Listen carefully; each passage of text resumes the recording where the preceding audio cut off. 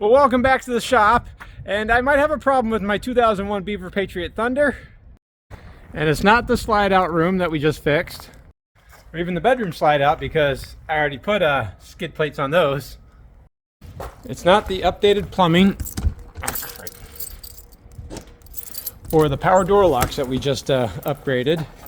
It has much more to do with my basement storage, even though those totes work really well for my sewer hose and adapters that I need. And the main problem isn't that I have too much stuff, it's that I see too many really nice RVs and I see too many features that I would like to incorporate in my 2001 Beaver Patriot Thunder. Now, if you own a boat or an RV, you'll know how important it is to keep spare parts on hand and tools. But you also know how useless all this stuff is if you can't find it. So what I would like to do is rearrange my basement. So I did pick up this Husky toolbox. It's a pretty nice quality one, and I think it'll fit in here just fine, but obviously I can't get to the tools very easily right there. I want to move the toolbox right about here, but there is still storage underneath the freshwater tank there. So I don't want to just put the box right there and lose all the storage behind there, which means I am thinking about putting a basement slider in. Now, if you guys have been watching, you know I already have a basement slider that my bike fits on, and it just comes out right there. This came from the factory.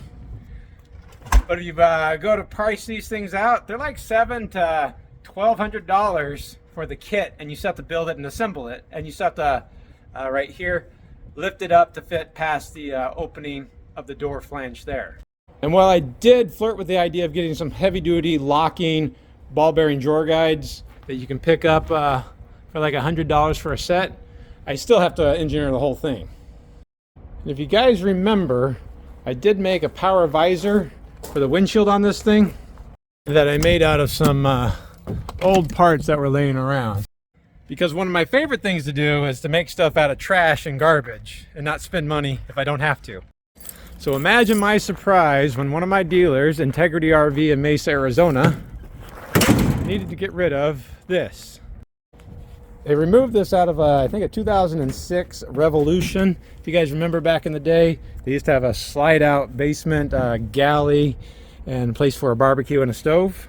At the time, it was something of an interesting design, but it fell out of favor pretty quickly because the plumbing or the sink was kind of useless, and then it had its own holding tank with a sump pump to pump out that drain back over here in the basement through this flexible drain hose there.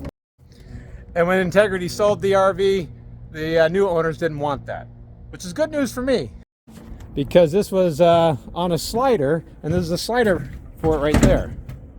To go over to this other bracket right there, it's already got heavy duty ball bearing slides on it, so it extends out that much, and it's already got the angle right here that will allow this to sit in the basement here, toolbox on top of it, and still have room to slide the whole thing out, and the whole thing will open up without hitting the door.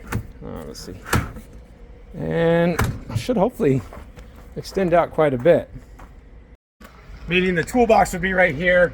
I can get access to it, and hopefully behind it I'll have a tray where I can store less common items that would go underneath the freshwater tank back there. And then just for added measure, this is a power basement slider using the same quickie motor and transmission or gearbox that you might see on an entry step. But we don't have to use that if we don't want to. I know I'm quite averse to power features, but you know, if it's free and it's there, why not try?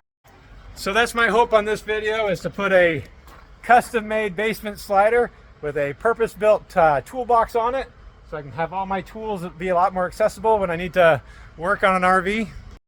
And then organize my basement so it's a lot more useful, and I can still use the basement storage behind it. So here's hoping this will work. The first thing I have to do is empty the truck, starting with the other guides right here. All right, so there's that one. The other guide goes right there. This will definitely be a lot longer than I need it to be.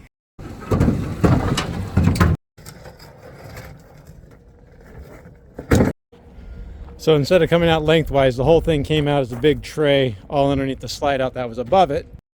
The next step is to empty out my basement, including the toolbox right here. But I do want to show you guys one more thing. Basically, RV manufacturers have a habit of just using off-the-shelf parts for everything. So this square tubing is a very common part. This spur gear right there is a very common part. And like I said, this is just the gearbox off of a quickie step with that spur gear that goes all the way across the other side. Even the rack that's underneath should look very familiar to you if you've looked at a slide out arm before. Which, even though my main slide out is hydraulic slide out, look at that.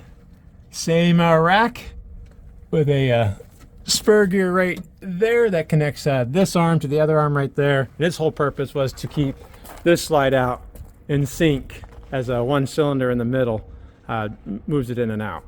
2009 Cardinal fifth wheel. This has an electric slide out right here, same rack down below. So basically all Fleetwood did when they made this was make a electric tiny little slide out that came out from underneath the basement storage right there. Even though this doesn't exist anymore and it's not built or sold, and it was like a one-up for that, all the parts are still off the shelf and I can get everything I need if I ever needed to rebuild this. So I'll just have to empty this, move this toolbox out of the way, and then I'll mock everything up and get some measurements. Probably just narrow that shaft down quite a bit to that point and figure this all out. I don't think it'll take too long to build, but first I do want to thank Integrity RV in Mesa, Arizona. It's very kind of them to give me this.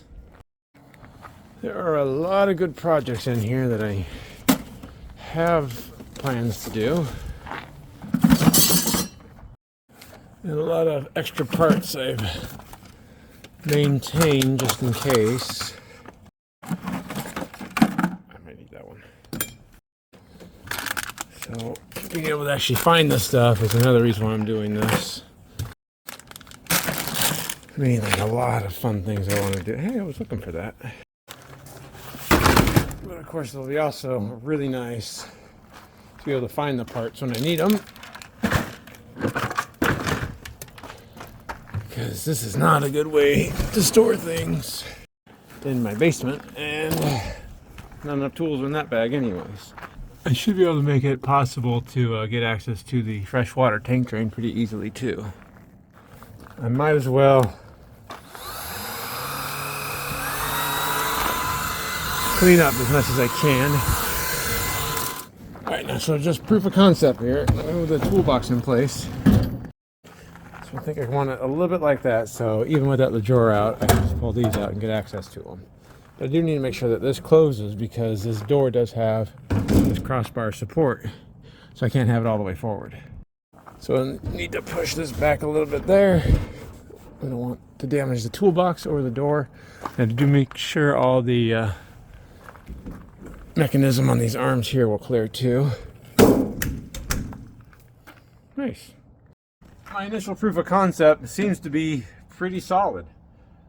Okay.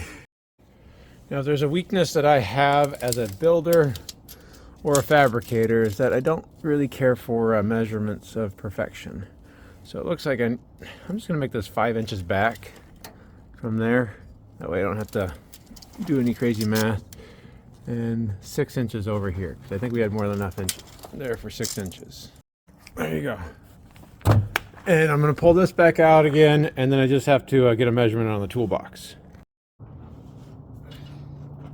Alright, so with that in place, I can tell you that what I do plan on doing is mounting the toolbox directly to the brackets there, just like that. I planned on having a drawer extend back from here. The back of the toolbox will be the front stop on the door, and then I'll make a back stop on the door too with obviously a drawer liner down below. I'm trying to use this as much as I can because it's free parts. So it looks like it's about 26 inches wide and 16 inches deep.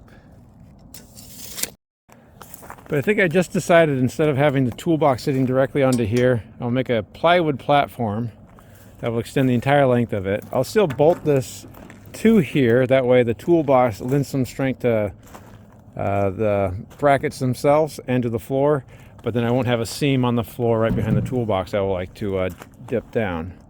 So I think that'll work. I just need to know how long I want to make that lower plywood. All right, so all the way to the back wall there, we're 65 inches to the front. We have to go 5 inches less, which would be 60, but I think that'll be too close. So nice round number at 59, right? Just in case there's any problems back in that area. I'll slide it back there. So yeah, we'll be an inch back from there, and then there'll be a rear wall to keep anything from going back to the rear section right there. I do want to have a little bit of space in the back. So I think I'm actually going to make a judgment call and go to 58 inches. That's a much rounder number. So my plywood base is going to be 26 inches wide by 58 inches in length. Now, luckily, I think I have some good plywood back here that'll work. So let me just grab some of that. It's some scrap plywood that my dad gave me that was covering a window for storm windows. Let me just grab that.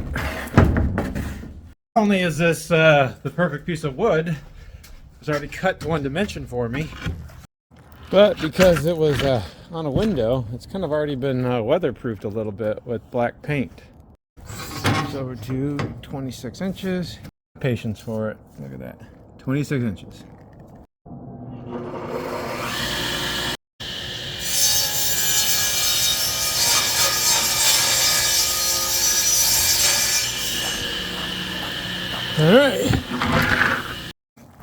Alright, so we're even on that side and we're even on this side. So that'll work. And hopefully we're gonna go all the way back to there. Alright, so 6 inches back from there, then 5 inches from the front. It'll be about the size of the drawer with the toolbox in this front section, and the drawer extending past underneath the freshwater tank, which is in the frame rail right there. And I have a big freshwater tank drain right up front there. Alright, so the next step is to modify the drawer itself, because that's a lot more than 26 inches wide there. But before I invest too heavily in this motorized section, let's even see if the motorized section works. Oh, it's extending. Does seem to work. And close it back up till it's all the way against the stop here. So you should be able to see that spur gear way back there turning too, because it'll be moving the other side, keeping it all in sync. Done. So we know that works. Now this design is not very high tech. It doesn't even have a bushing on this side. It just has a hole in the bracket. I can't push the shaft through this hole down there with the spur gear in the way. So there's just a roll pin right there. I'll just bang that out, get rid of this drive assembly. All right, I don't know how long it's been out in the weather, but we'll get a little bit of help.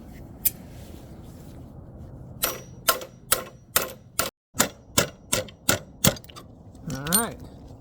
Actually came out pretty easily. On these rolled pins, it's important that when you hammer them out, you don't use a tapered drift pin. That'll just spread out the roll pin. I won't hammer it down. But hopefully that just slides out. That was simple. And I can even reuse this. I know everybody will hate that, but this is a very standard roll pin even in the RV industry for slide outs. All right, then I'm just going to temporarily support this side so it doesn't fall off as I feed this side on through right there. All right, and then we want it 26 inches apart, so a little bit more that way, a little bit less, right about there. All right, with that in place, I'll just secure it down below here too so it doesn't move. I'll just take off my spur gear that I just took off. I want to stick out a little bit on the side there and have it interlock with the rack a little bit right there. So I put this on underneath right here. I'll be able to know where to cut it. Now, to my untrained eye, looks like 2 inches about perfect. So I just have to make a mark here. And we'll go 2 inches back from there. That's where I'll cut this shaft.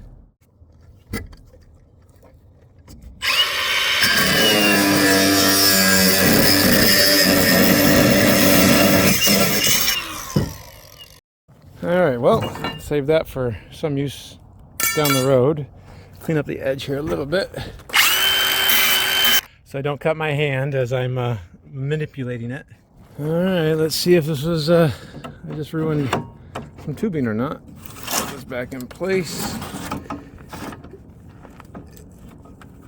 Up there. We are engaged. In fact, yeah, we look pretty good there. Now, hopefully it's kind of obvious what I'm trying to do. The back of the drawer will cantilever quite a bit off of here, but all the weight's going to be on the toolbox, which will be on this section right there anyways. So I think this should work as long as I keep the drawer section just full of lighter gear. So really the next thing I have to do is put that roll pin back in. So I'll just make a mark up here where to drill a hole. Now I will pre-drill it so I don't have to work so hard with the 1/4 inch drill.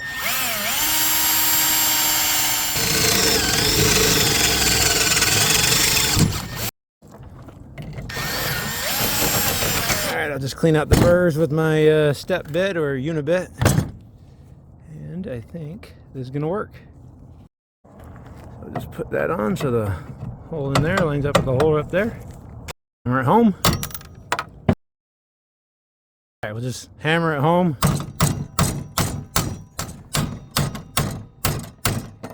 Okay, well, we're through both sides. And so while I have access to the mounts down here, I might as well just drill this out to accept the carriage bolt, because I want the carriage bolt to come down from the top and bolt down with a nut underneath. This is just likely FRP and paneling underneath right there, and that carriage bolt probably won't hold very long. And if the nut falls off, I don't want the bolt to fall down on the ground. I'd rather just have the nut fall on the ground, but the bolt stay in place.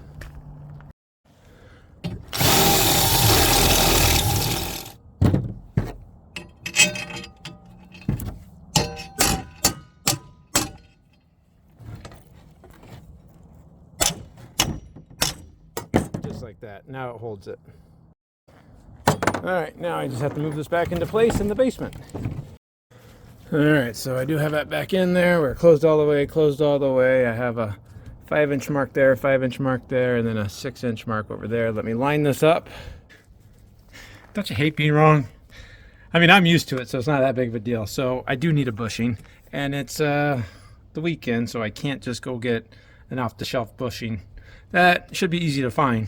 So I just used a piece of PVC. Looks like it's a 3/4 inch PVC. That's my emergency engine door hold up. I'm sure everybody recognized without that bushing right there, I'm not engaging the teeth on this enough. Now the 3/4 inch fits on that shaft nearly perfectly with some slop on it, but the outside diameter was a little bit too wide to fit in the hole there. So rather than widen up that, I just got my grinder and ground out a little bit of a recess on it. So now should be able to almost press fit it in. Let's see.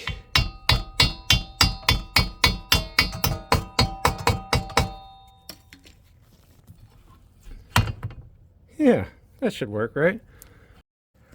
Alright, so I got that back in there.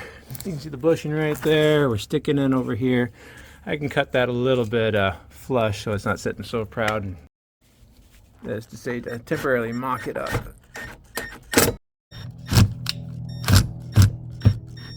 Alright, remember, these are just temporary right there. Now I just need to run the slide out, or the box out a little bit. That way I can get to the back mounts, because the rails are in the way of the back. That's the first test of it. That's why it's important to mock everything up before you go with the choice. Alright.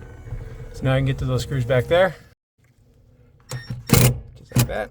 I'll leave that side free floating for a little bit so I can put the plywood back on top. Since after all, this was kind of the whole point of the thing, I'll make sure that I have it wide enough for this. So let's go all the way out with it. Huh. Okay. I remember it was 16 inches deep.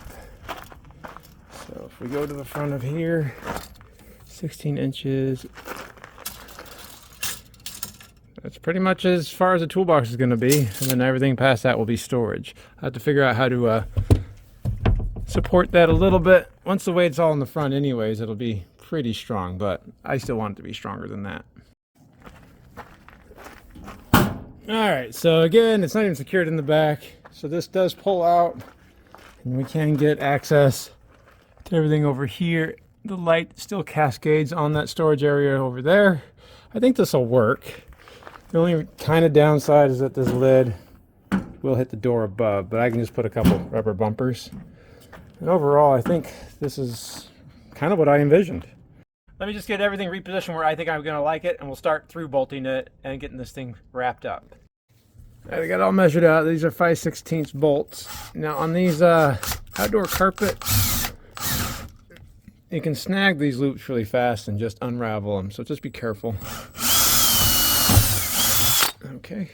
All right, so I'm just using those 5/16 carriage bolts.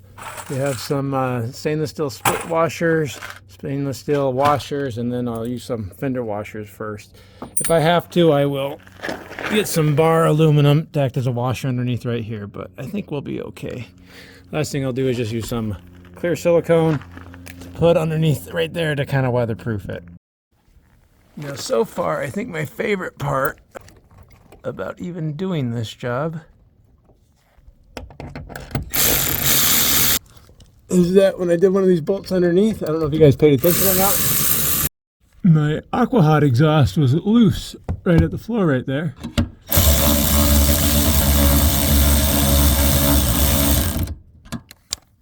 And this bolt is going to support it now better than the factory tech screws that were just going to FRP. Alright, so now I can stand on it. I don't want to leave it unfinished like that. I like the idea of it being protected underneath, but we do want to make it look nice when we store things on there. So I will just go ahead and do the cheap method of using some gray compartment liner and some spray adhesive, and we'll line this.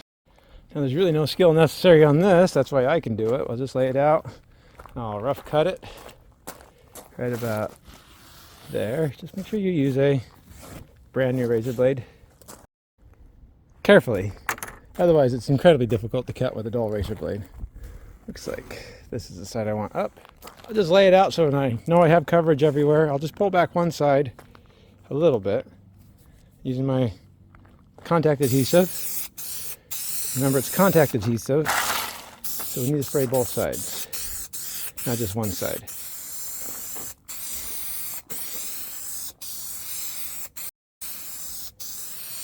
I'm in direct sunlight, so this should flash pretty quickly.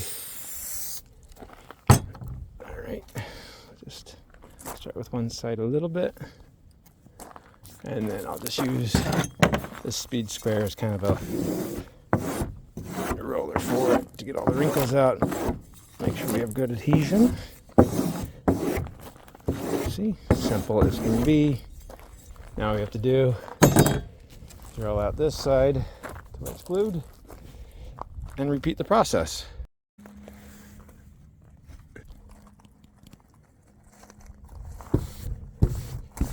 Not too bad, huh? Put some pressure on it.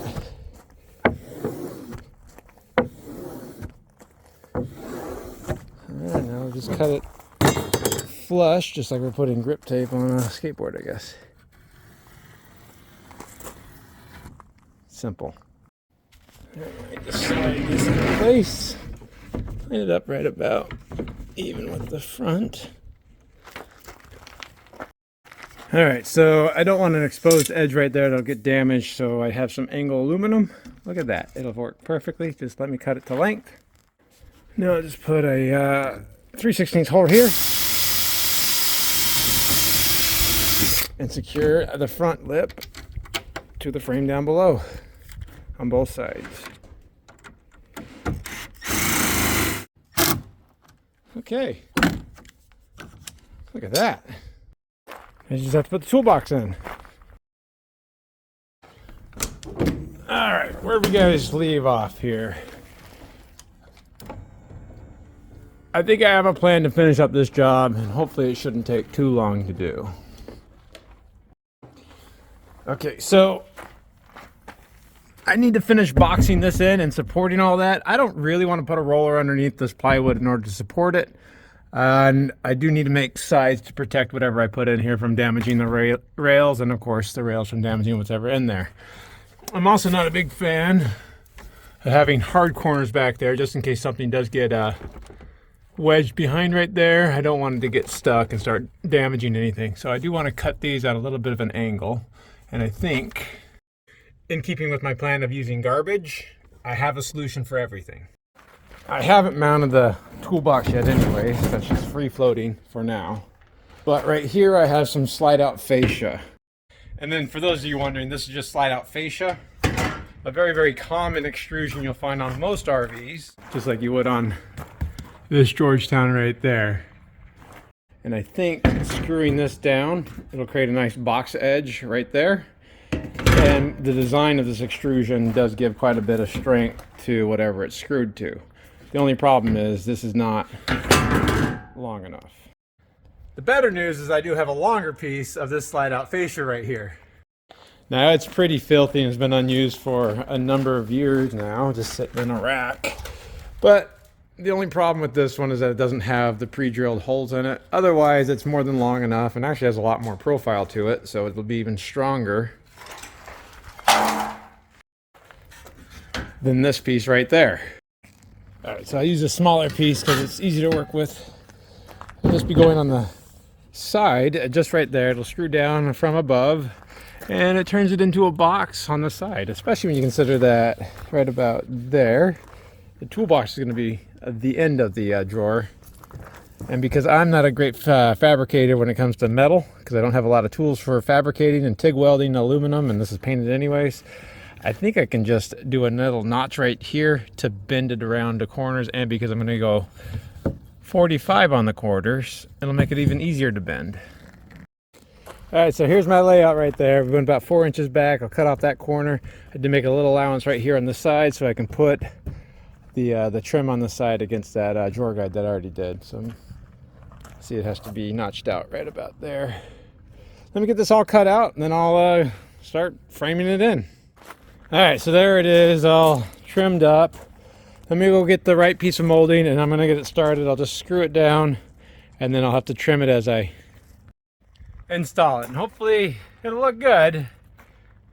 I don't have any real plans on this. Alright, so there we go. Got my support table over there. Now remember, there's no holes pre-drilled on this one this time. So I'm just going to be using a 3/16 drill bit. I'll drill a few holes to start.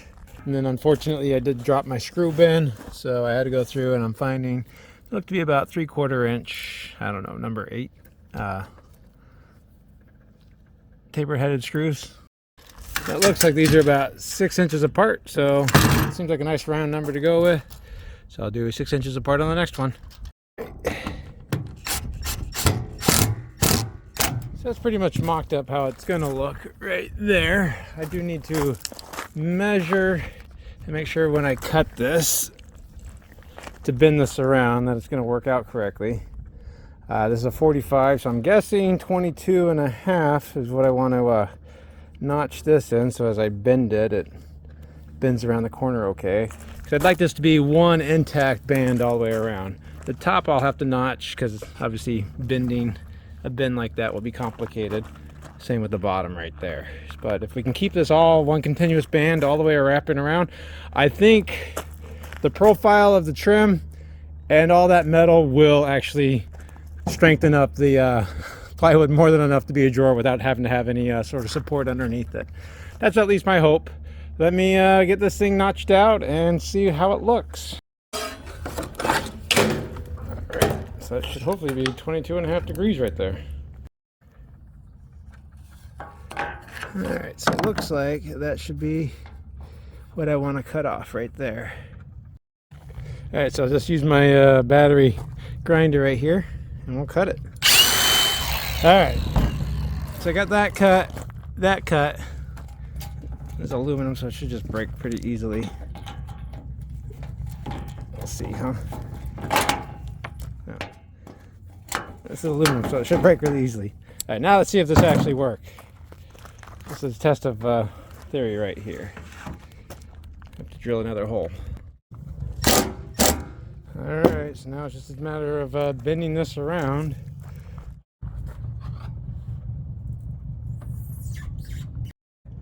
I might have notched a little bit too much out of the top right there, but I'm pretty pleased with the way that worked out. So I just have to follow this along. Don't notch this out so much. Maybe what I'll do is I'll just start with a straight cut on the next ones. It won't bother me too much. I'm going to let that go. But now I just have to put a mark underneath where to cut the next notch right there. Bring it around, do it again, do it again, do it again. And I have a drawer. Alright, so I got it bent around. I just have to cut the length right there. And then what I'll do is I'll drill all the holes I need to drill after cleaning it all up to get all the dirt off of it. So far, I'm pretty pleased with it. I just wished on that first cut right there, I just would have done a slice first, like here. So it wasn't quite so gross and ugly looking on the most obvious one.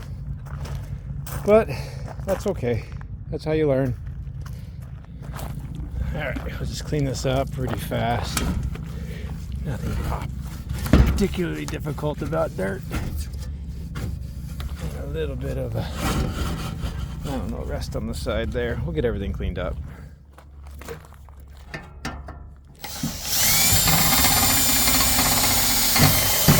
Alright, got all the holes drilled in there. Let me just go ahead and put that back on our plywood. Alright, so the box is basically done now. I can go put this back in place. So we can slide this back and right about there.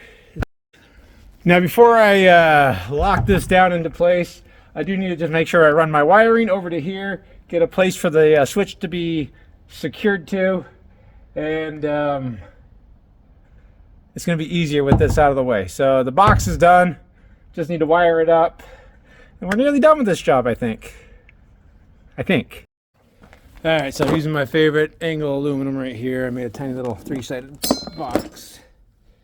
Alright, and so it'll just go right about there. I'm using one of the existing holes. I was mounting the gearbox for that.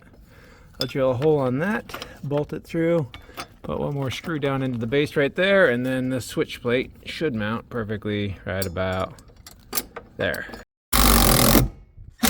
Okay, so then that should go right about there. We can screw onto the two flanges right there. Now I already drilled a hole, like I said, right there, so I can feed wires to the motor and to the switch. So let me just wire it up and put the switch in. Alright, so we'll go through the wiring circuit pretty fast. It's simple.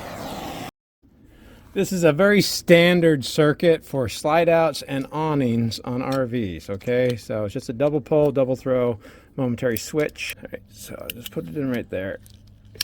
All right, so I have power coming in from the red and white wires. That's just 12-volt power.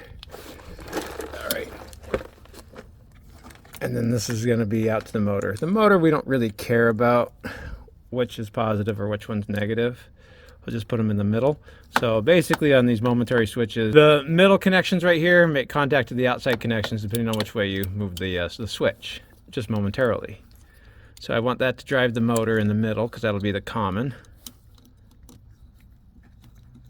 All right, so right now we have, yeah, it'll only go one direction. What I want to do on the back side is go to the opposite poles on these switches. So negative's over on this side, so I want to put negative on this side. And then the positive go to the other side. So if you look at it this way, they're crisscrossed on that side. So when you go to the switch one direction, ooh, I haven't got it right. Go out with it. The polarity's going one direction to the motor because it's a DC motor. So reverse polarity, it goes the opposite way. Very simple. So that'll work. So that's how most slide outs and awnings work on an RV. Now if the polarity was wrong, we could just swap the wires to the motor itself, just put the yellow on the other side, but we don't have to do that. Out and in. Now I just have to secure all the wiring out of the way so that nothing gets cut as the whole thing runs in, and it'll be time to put the drawer back on. Bolt it down, put the toolbox in, bolt it down, cut the bolts underneath so they're not sticking out, and this job will be done. It's supposed to be simple. I don't know why it was so difficult. Okay, so we got the wiring ran down here through there. There is loom through the metal there, so it goes out and goes in. All right, so I put 2 more screws back there, and I put this back on. Unfortunately, I discovered that I used my existing piece for a switch mount, so I had to make a new one. So that happens. All right, I have it ran all the way back in. We just barely cleared the junction box back there. That was intentional, but it actually feels pretty solid. So I don't think I have to have any support underneath it there. All right, so those are trimmed. Last thing for me to really do is secure the toolbox. So I'm just going to take the drawer out, just like that. And now I can just through bolt it into the box itself. So I'll just be using these 1/4 inch carriage bolts that are stainless steel, drilling through the side, right through there, into the box. Should lock everything down and won't look too bad. So just have to drill these out, 1/4 inch.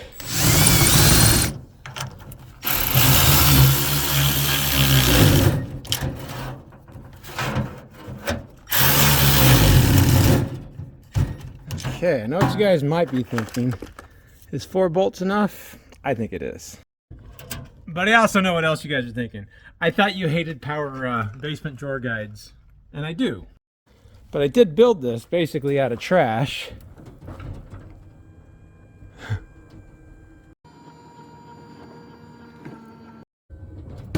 And I really don't think I'll be opening this up that much, because I can get access to everything in the toolbox really easily at this point. Well, the top might be a little bit more difficult, but easily enough. So overall, did this turn out the way I wanted it to? Not completely. I had hoped to use a lot more of the stainless steel countertop as the actual drawer itself. I thought that would have been classier, but that was a lot more work than this turned out to be. And I don't know, guys, that's a pretty substantial drawer. I think it's going to hold a lot of weight. I'll have to figure out a way to get the barbecue off of there, because it's obviously not a barbecue anymore. But for being made mostly out of trash, the only parts I really had to buy were some bolts. I do think you'd be hard pressed to not think this was intentionally built like this from the manufacturer. I don't really like my corners there, but that was the first one I did. All the other ones turned out pretty well. I wouldn't have gone with this fascia, but that's what I had on hand. But it did add a lot of strength. These corners didn't want to bend as easily as the other ones would have. But now you can see what I was talking about. It's angled that way, so if something falls over right there, it'll actually help push it out of the way. All right, that'll work. I'll get my safety triangles out right here. Put them right there so I can always find them.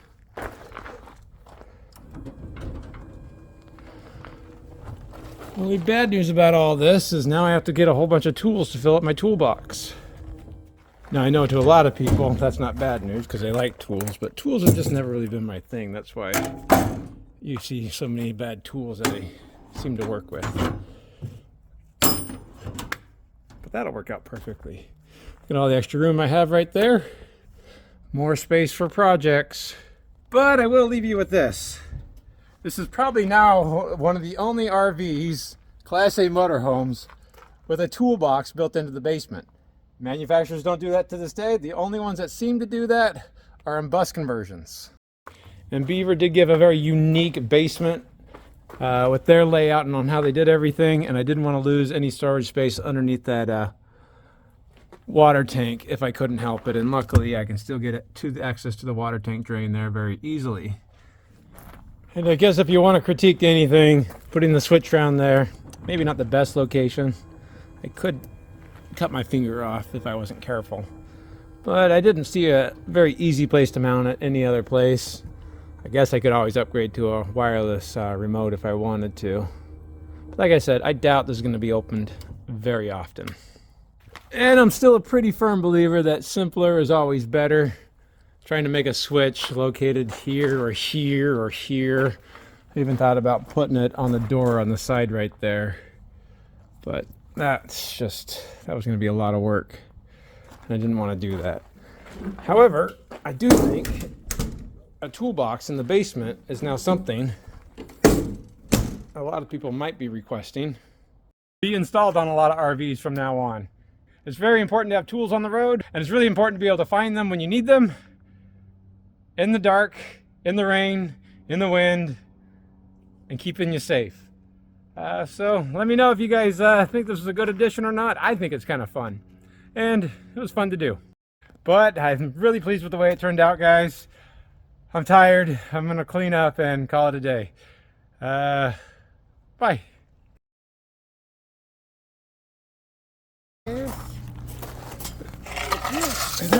Oh, sorry. Thank you, Pablo. All right. Thanks again. This is gonna be cool. The stainless steel countertop that's on top might still be useful for me as a storage tray. Alright, move this over to 26 inches exactly.